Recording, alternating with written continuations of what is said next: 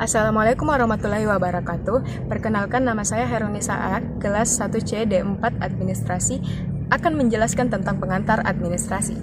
Arti sempit dan arti luas dalam administrasi. Administrasi dalam arti sempit adalah kegiatan yang meliputi catat-mencatat, surat-menyurat, pembukuan ringan, dan sebagainya yang bersifat ketatausahaan.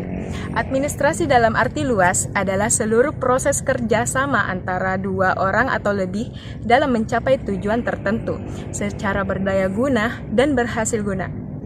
Setiap negara mempunyai perbedaan arti untuk administrasi. Kalau contohnya itu di Amerika. Di Amerika itu kalau bicara masalah administrasi, pengelolaan negara atau pengelolaan perusahaan. Tapi kalau di Belanda cenderung pada pengelolaan yang terkait dengan dokumen-dokumen saja. Sehingga kemudian muncullah arti sempit ini. Perkembangan modern di Indonesia dibawa oleh Belanda. Karena pada saat penjajahan Belanda mengorganisir rakyatnya untuk mengikuti aturan. Dengan adanya Belanda hadir di Indonesia, dia memperkenalkan perkembangan modern. Kemudian diperkenalkanlah administrasi secara sempit. Yang dimaksud administrasi secara sempit yaitu karena Belanda hanya menganggap administrasi sebagai pengimpunan, pencatatan, pengelolaan, dan menggandakan, menyimpan, dan sebagainya. Sehingga definisi secara sempit terus-menerus direkam oleh rakyat kita. Administrasi adalah seperti yang dikutip dari Simon, yaitu administrasi itu sebenarnya adalah seni dalam menyelesaikan sesuatu. Itulah administrasi secara luas. Ciri administrasi. Pertama, sekelompok orang. Kedua, tujuan bersama. Ketiga, pembagian kerja. Perbedaan administrasi bisnis dan administrasi publik. Tujuan administrasi bisnis adalah untuk mengupayakan keberlangsungan hidup dan perkembangan suatu perusahaan yang diperoleh dengan cara akumulasi. Akumulasi modal, investasi, dan mendapatkan keuntungan. Sedangkan tujuan pokok administrasi adalah untuk mengatur kesejahteraan rakyat pada suatu wilayah tertentu. Sumber kekuasaan administrasi. Pertama, kekuasaan legitimasi, legitimate power. Kekuasaan yang bersumber pada posisi struktural seseorang dalam organisasi. Kedua, kekuasaan imbalan, reward power. Kekuasaan yang bersumber pada kemampuan memberikan imbalan. Yang ketiga, kekuasaan memaksa, coercive power.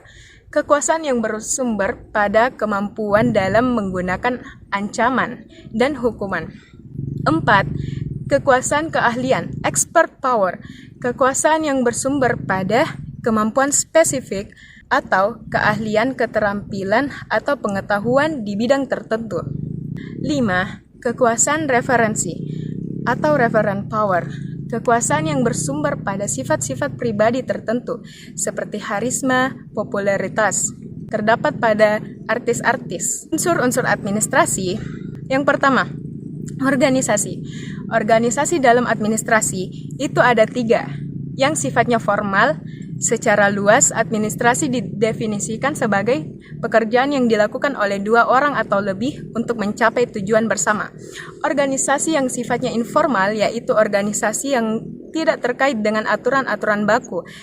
Organisasi semi-formal yaitu membuat aturan atau prosedur dari organisasi tersebut namun tidak dilegalkan sampai ke pemerintah.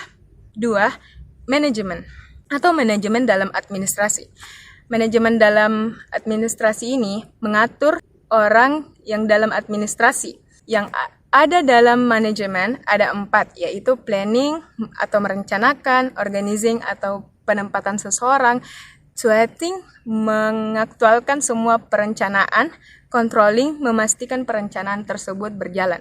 3. Komunikasi. Komunikasi adalah ada orang yang mengirim pesan dan ada orang yang menerima pesan.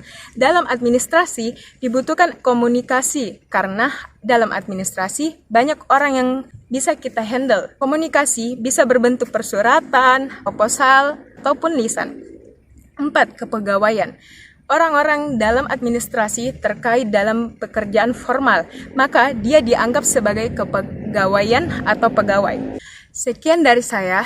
Terima kasih. Wabillahi taufik wal hidayah. Wassalamualaikum warahmatullahi wabarakatuh.